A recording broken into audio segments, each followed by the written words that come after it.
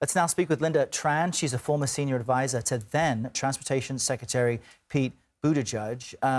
It's a day of tragedy, Lynda. I just want to get your early impressions of what we're all witnessing. Well, I mean, first off, Errol, it's so sad, obviously, and I really appreciate the chance to be with you all. I mean, some of the things to think about. Often, you hear about the FAA being set in its ways. You're witnessing right now exactly why that is. If you think about it, the tenure of the officials, the career officials at the FAA, is on average 16 years. That's long enough to remember the Colgan air crash that happened in 2009.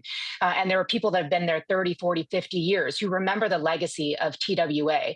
So all that is to say, the federal civil service takes this type of scenario, the potential for it, extremely seriously, and that is why you see them working so hard on a daily basis.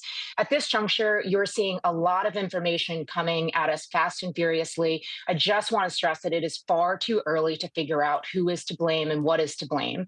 And you have seen, as of this morning, the handoff between DOT and the FAA to NTSB, which is an independent organization that is designed exactly for this, to take a deep look, to do forensic analysis of the digital trail, whether it's the cockpit reporter or the communications that have happened between those aircraft and the air traffic control tower and what was happening across the agency. They will make their recommendations based on the actual data and what they're able to see.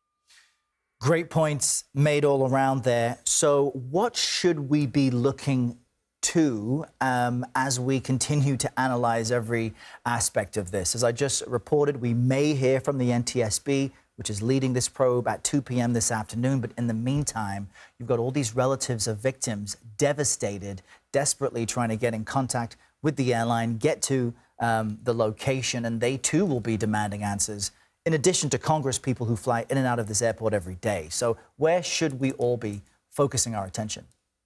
Absolutely, Errol.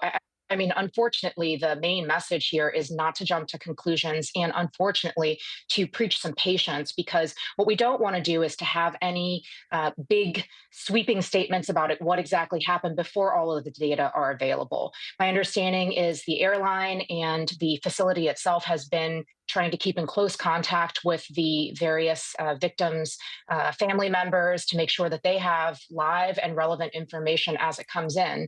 But honestly, it's just a tough situation. It's the last thing anybody wants to see. And it's, again, part of the reason why there is so much concern about the sort of standard operating procedures and what the FAA has underway. And just in our last minute with you, what went through your mind? What was your reaction when you first heard of this?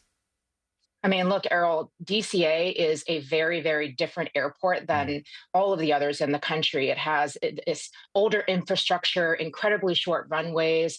In fact, when you think about how the airspace is restricted around this airport, it's actually amazing that on a regular basis, so many aircraft can get in and out of there safely.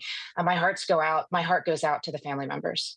And we do want to repeat that phone number, 1-800-679-8215, for relatives of victims. That's been provided to help you all get the information you need. And there's a family assistance center both at DCA and at the airport in Wichita, Kansas, as well as a physical staging area for relatives of victims. Lynda Tran, thank you so much for joining us on this breaking news event.